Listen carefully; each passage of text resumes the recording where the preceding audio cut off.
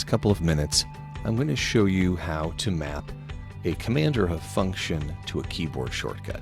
Because the more you work with Studio One, the more you'll find that there are certain commands or functions that you go to a lot, and it's really efficient if you can trigger those commands through a keyboard shortcut. So the first thing that we have to do is get to the Options menu.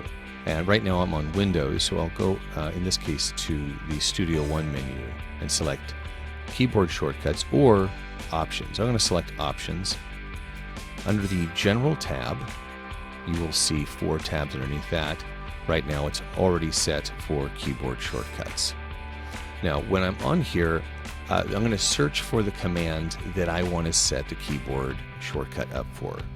In this case, we're going to do play selected range, and you'll see that pops up here. I'll select it,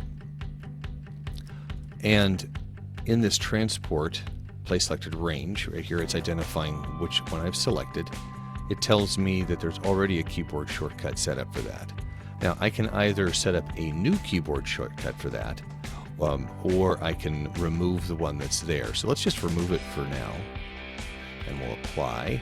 And let's go ahead and say I want this to be Control-Shift-P. So all I'm doing is on my keyboard typing Control-Shift-P, and you'll see, okay, that's what you want that to be. You confirm it, and I click Assign. You'll see it moves up here, and then I just have to hit Apply and OK. And to make that work, I'll just select Arrange and hit Control-Shift-P. Also, when I'm copying down the PowerPoint words, I'm not usually... So do that. You can do that with all of your favorite commands to get those to work for you.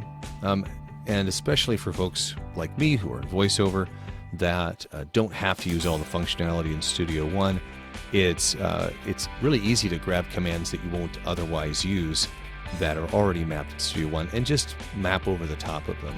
So if it's something that you don't use and you want to use something like Control-P or something like that, you can do that without really fear that you're going to mess anything up.